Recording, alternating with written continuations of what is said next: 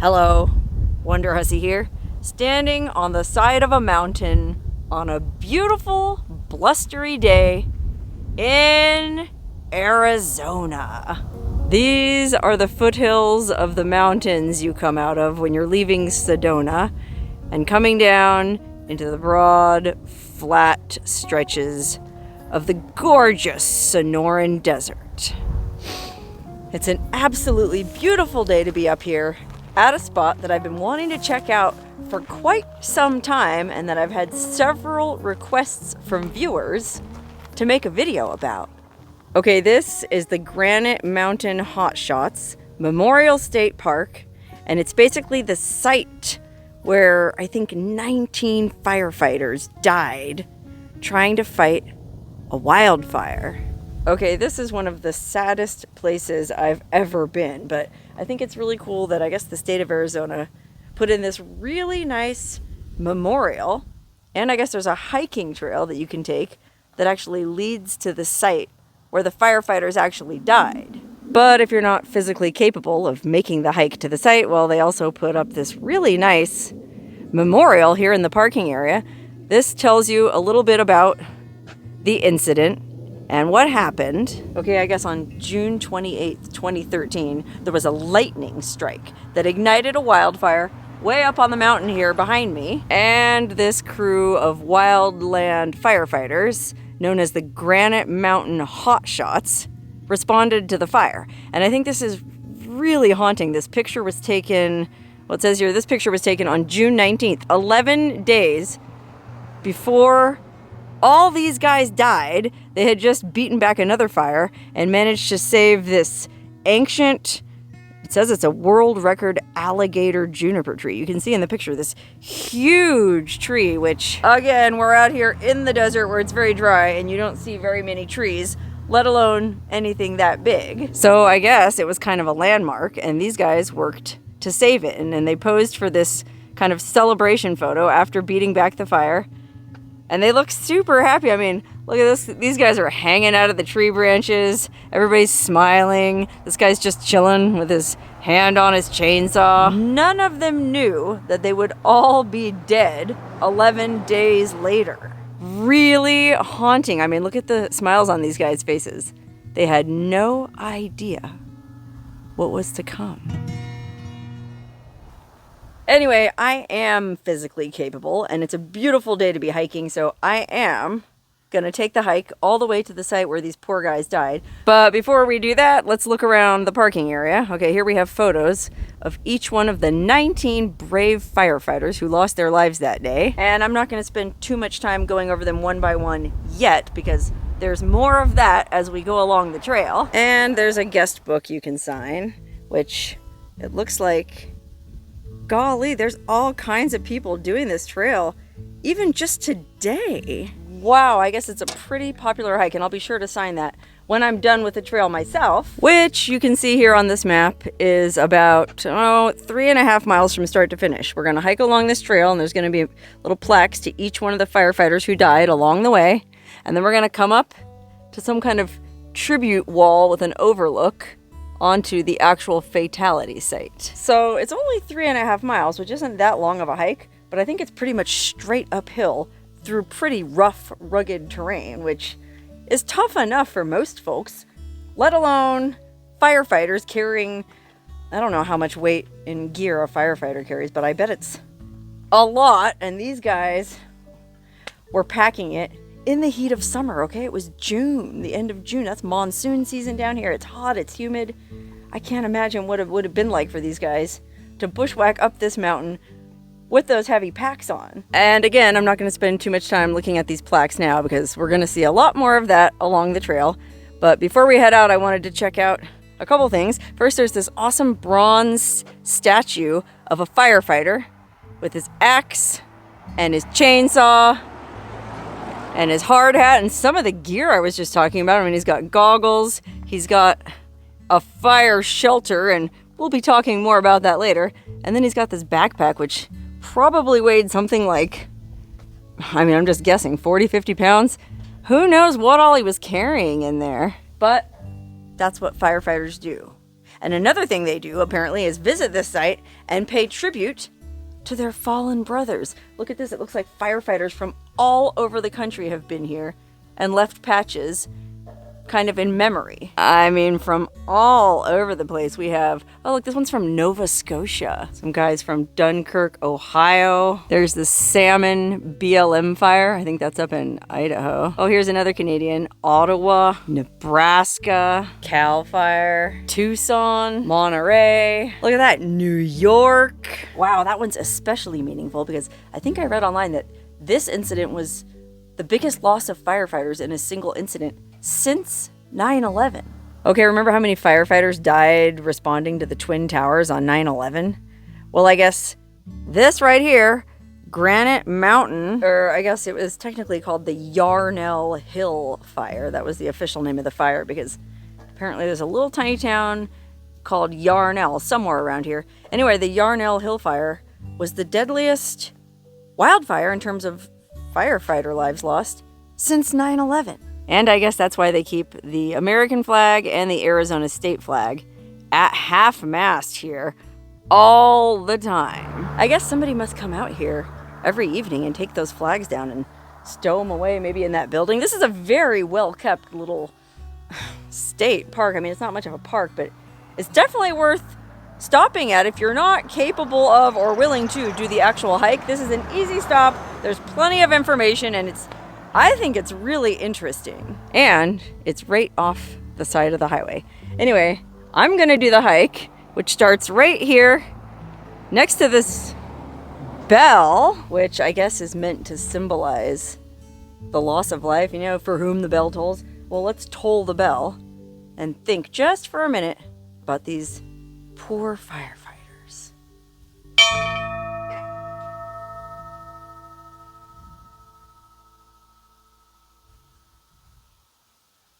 Ugh, so sad. Okay, like I said, apparently this is a pretty steep hike, so there's a sign here warning you to have the right kind of footwear and have plenty of water and check the weather. And I can tell you that I certainly wouldn't want to be doing this hike most of the year. I mean, we're in Arizona and it's hotter than bejesus down here. 8 out of 12 months, but I'm here in January. It's January 15th. It's a beautiful day for hiking. It's in the low 60s. I feel pretty good about this, especially because it's an extremely well-marked trail with a lot of really interesting, albeit sad, information along the way. So here we go. Are you ready to hike to the Granite Mountain HotShots Memorial? Let's go.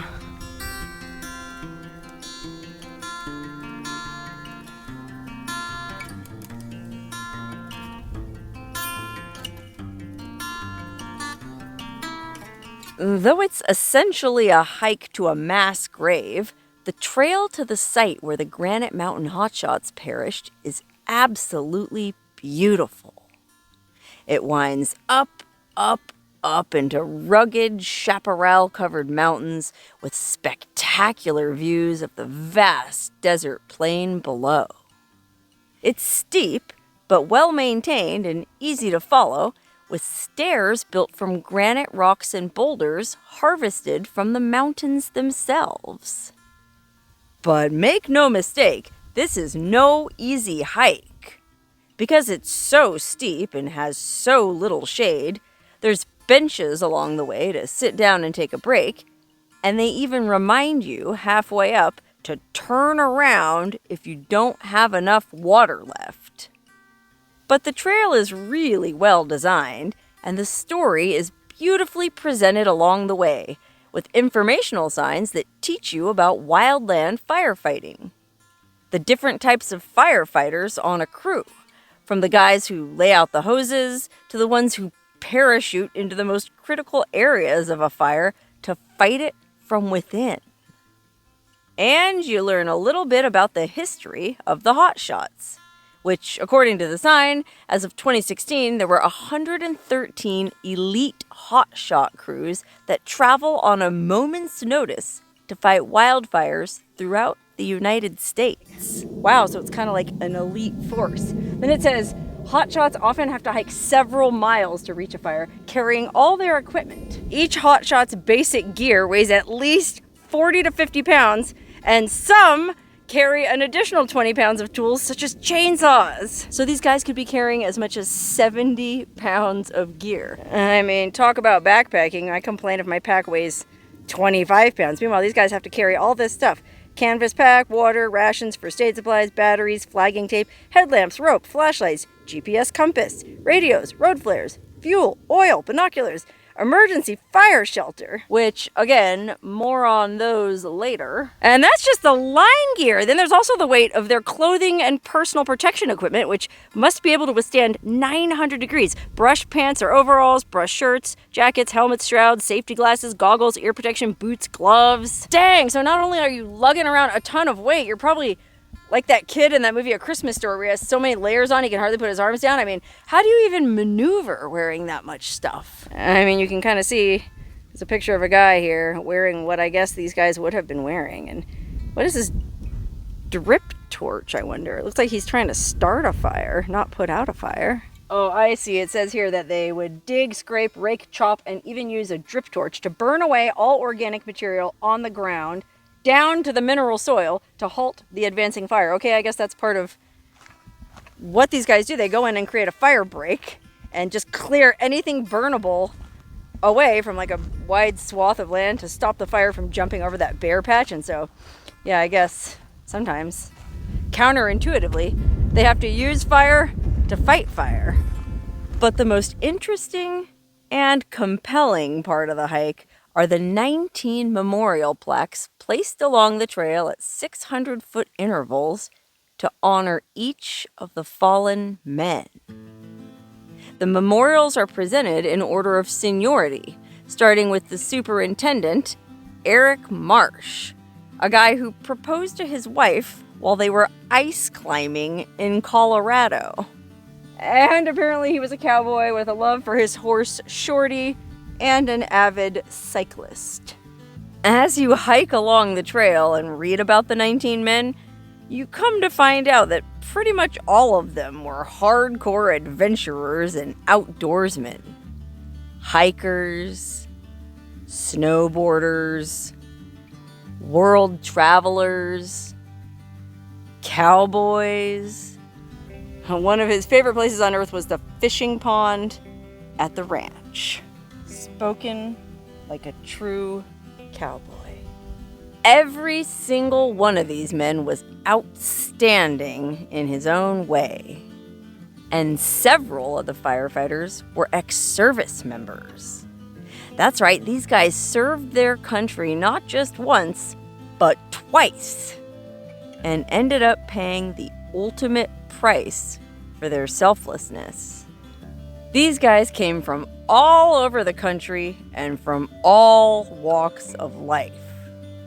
A baseball player, a musician, a devout Christian, and they were as young as 21 years old. Two of the firefighters were even related, cousins from the same family. And sadly, most of the men were married, with several being fathers. One of the firefighters had just learned his wife was pregnant with a baby boy and that he was going to be a father for the very first time. Oh no, so that means that baby boy never even got to meet his father. His father died before he was even born. The memorial plaques serve as sort of introductions to the crew members, so that by the time you reach the end of the trail, you almost feel like you've gotten to know these guys, which makes it even more poignant as you approach the fatality site. Oh no, look at this. It's a firefighter's helmet hung on this tree. And there's no memorial plaque near it, so I guess somebody just left it up here in memory of another fallen firefighter. I mean, it says number 223, block, and then there's this patch with a picture of a bearded guy on it. I guess maybe this was his helmet. Whoever Block was Someone loved him enough to bring his helmet all the way up here to the spot where the Granite Mountain HotShots Memorial Trail ends at a viewpoint looking down into the valley where the 19 firefighters were trapped and died. From this overlook, a second, steeper trail descends to the actual fatality site a mile below. Informational signs at the top explain what happened. On the evening of June 28th, the first monsoon thunderstorm of the summer rolled in, and a lightning strike started the fire on the hillside above the viewing area. By the afternoon of the 30th, the fire had spread, and thanks to the shifting winds, was now headed directly towards the little town of Yarnell. In addition to the 19 firefighters we met along the trail, there was a 20th member of the Granite Mountain HotShots. Brendan McDonough had been stationed as a lookout, but when the fire shifted towards Yarnell, he was forced to abandon his position, evacuating and inadvertently becoming the only survivor. And even though he survived, I'm sure he went through plenty of his own hell. There's some debate as to what exactly happened next, but for some reason the firefighters left their position of relative safety on the hillside above and descended into the canyon where they couldn't see the fire moving towards them. And at 4:41 p.m., a final communication from the HotShots was received, indicating that they were in trouble. Okay, I guess the wind shifted, changed direction, and they were totally surrounded by fire and couldn't get out. And so when faced with a situation like that, firefighters apparently carry what's called a fire shelter on their belt. And if you remember, that bronze statue of the firefighter down in the parking lot had a fire shelter strapped to his belt, and I had to look it up because I didn't know what a fire shelter was. And it's terrifying. It's basically like it looks like mylar or some kind of insulated, flame retardant, shiny silver material that you wrap yourself in, kind of like a bivy sack or kind of like a burrito. And it's made out of some kind of material that can withstand fire up to a certain temperature. So I think you can survive in one of those for something like an hour. And so that's what these guys did. Their last transmission at 4:41 p.m., they said they were deploying their fire shelters. So I guess they all wrapped themselves up in their silver bivy sacks and just waited for the fire to burn over them. But unfortunately, I guess those things are only good enough to protect you for an hour and up to a certain temperature. And this fire was raging way hotter and way longer, and so even the fire shelters couldn't protect them. Okay, we've arrived at what they call the fatality site. It says, on this revered ground, our heroes gave the ultimate sacrifice. The 19 gabions, one for each fallen brother, are united with chains. They remain together as the team with which they worked and made their last stand. Please be respectful. All activities and tributes must remain outside the enclosure. Wow, this really is like being on hallowed ground. Okay, I guess gabions are these metal cages full of rocks, and each one has a remembrance ribbon on it. One for each fallen firefighter.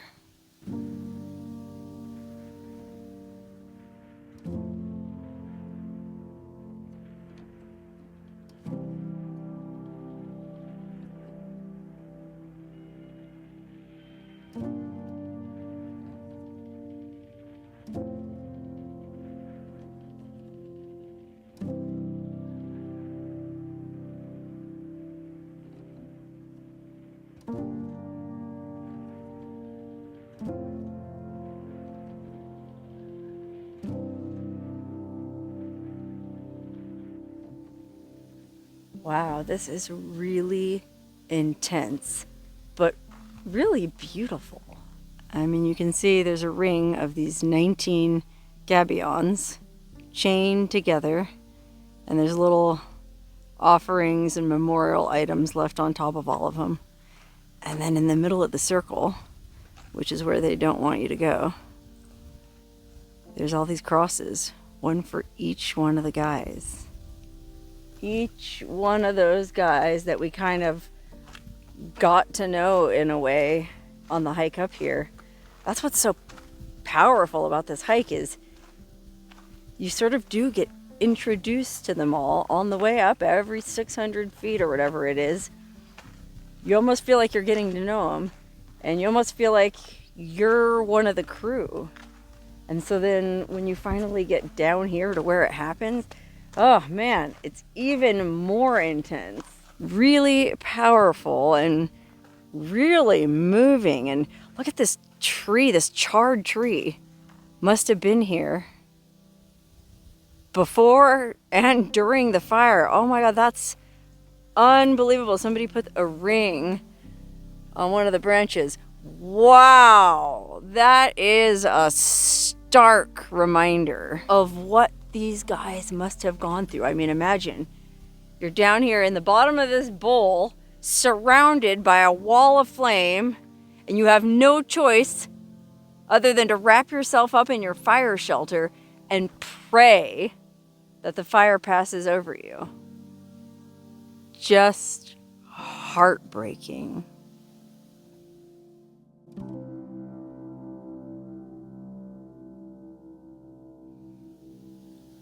Wow. This was, without question, one of the most interesting hikes I've ever done. And it really makes you appreciate the sacrifices made on our behalf by those who are willing to risk it all for the common good. And if you happen to have a firefighter in your life, well, do me a favor and give him or her a hug from me.